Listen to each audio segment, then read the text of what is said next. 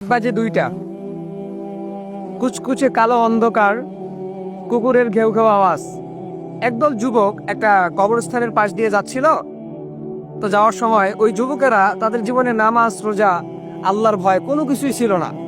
তারা শুধু মোবাইলের মধ্যে নাচ, গান, এরপর আপনার টিকটক, মেয়েদের ছবি, হারাম অশ্লীল কাজের মধ্যে তারা লিপ্ত থাকতো। তো একদল যুবক একদিন গ্রামের এক কবরস্থানের পাশ দিয়ে যাচ্ছিল। হঠাৎ করে তাদের মাথায় একটা কুবুদ্ধি আসলো আর কি, যে আমরা আজকে কবরস্থানের মধ্যে ঢুকবো, ভিতরে ঢুকবো, দেখি সেখানে কি হয়। তো সবাই মিলে যখন ঢুকলো, কবরস্থানের মধ্যে কিন্তু একটু ভয়ঙ্কর লাগে আর কি, ভয় লাগে আর কি। সবাই বের হয়ে চলে গেল, সাহস করে একজন যুবক ভিতরে ঢুকলো। ঢুকে সে যখন কবরস্থানের ঠিক ভিতরে ঢুকে গেল, তখন কে যেন তাকে ডেকে বলল, তুমি কি জানো যে এই কবরের এবং এই মাটির নিচে যারা বাস করে, মাটির নিচে যাদেরকে রাখা হয়েছে তাদের কি অবস্থা? তুমি কি এই বিষয়ে অবগত আছো? তুমি কি জানো? যুবক ভয় খেয়ে গেল। সে চারিদিকে ছোটাছুটি করতে লাগলো, চারিদিকে দেখতে লাগলো যে আওয়াজটা কে দিয়েছে। সে বুঝতে পারলো যে আওয়াজটা গায়েবী ভাবে আসছে।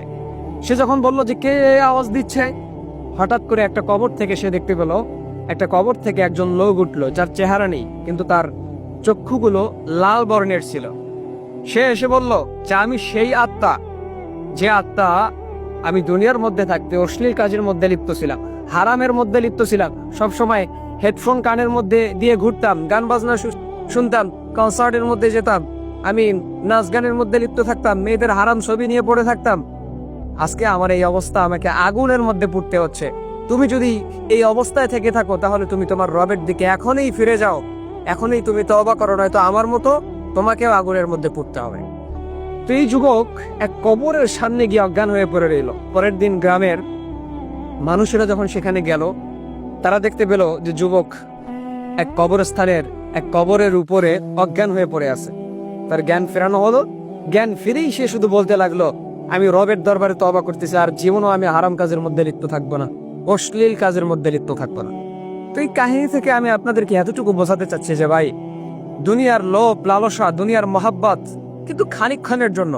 আপনাকে কিন্তু ফিরতে হবে রবের দরবারে। দুনিয়ার মৌজ মস্তি এটা খানিকক্ষণের জন্য, আখেরাত আপনার চিরস্থায়ী, সেটাকে নিয়ে আপনাকে ভাবতে হবে। আপনাকে ভাবতে হবে যে আপনি ফিরে যাবেন রবের দরবারে। আপনাকে ভাবতে হবে যে আপনার সৃষ্টিকর্তা আপনার জন্য একটা নির্দিষ্ট সময় পর্যন্ত আপনাকে দুনিয়াতে রাখবেন। তো জন্য ভাই, এখনো সময় আছে আপনাদের যে রবের দরবারে ফিরে যান, তওবা করেন।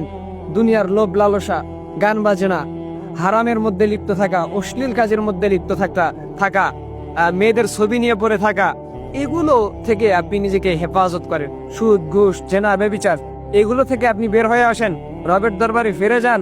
এখনো আপনার সময় আছে। আজরাইল আলাইহিস সালাম যদি আপনার কাছে চলে আসে, তো আপনার 1 সেকেন্ডও আপনাকে সময় দিবে না, আপনার নির্দিষ্ট সময়ে সে আপনার জান কবজ করবে।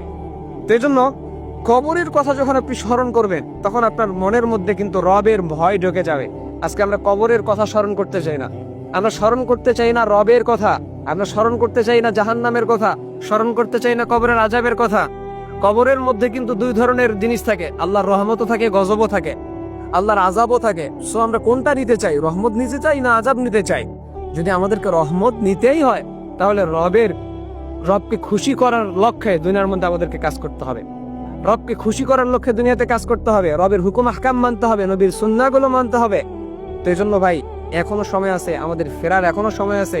আমরা যেন রবের দরবারে ফিরে যাই, তার কাছে তওবা করি। ইনশাআল্লাহ আমরা আশাবাদী যে আল্লাহ পাক রব্বুল আলামিন আমাদেরকে মাফ করে দিবেন ইনশাআল্লাহ।